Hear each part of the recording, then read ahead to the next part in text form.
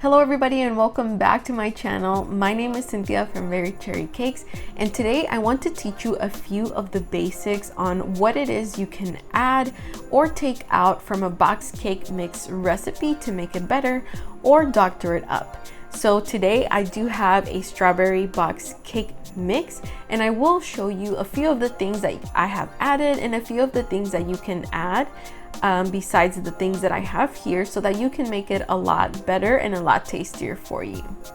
I also want to thank DOWAN for sending me these white porcelain nesting bowls. As many of you know, I have recently moved to a studio apartment and there's barely enough space, which is why I'm filming where I sleep, which is right next to the kitchen that I have. These bowls are perfect to save space, and they also match the aesthetic of the other plates, cups, and serving plates that I do have. So thank you, DOWAN, for sending me these mixing bowls. And now let's get right into the video. Here are some of the things that I do add extra to my cake box mix.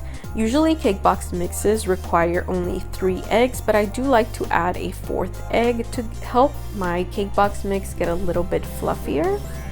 I also add an additional 1 cup of flour to make my cake box mix a little bit more dense, and the extra egg will also help to incorporate this a little bit better.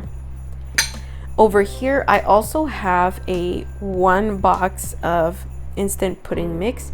Instead of pudding mix, you can also add sour cream, and what both of these ingredients do is they actually add moisture to your box cake mix. For this instance, I'm only going to be using instant pudding mix. And here I have a mixture of 1 cup of whole milk. I have half a cup of vegetable oil. You can also substitute the oil for butter. And I did go ahead and substitute the milk instead of using just water in this recipe. And the brown that you see there is 1 teaspoon of vanilla for added flavor.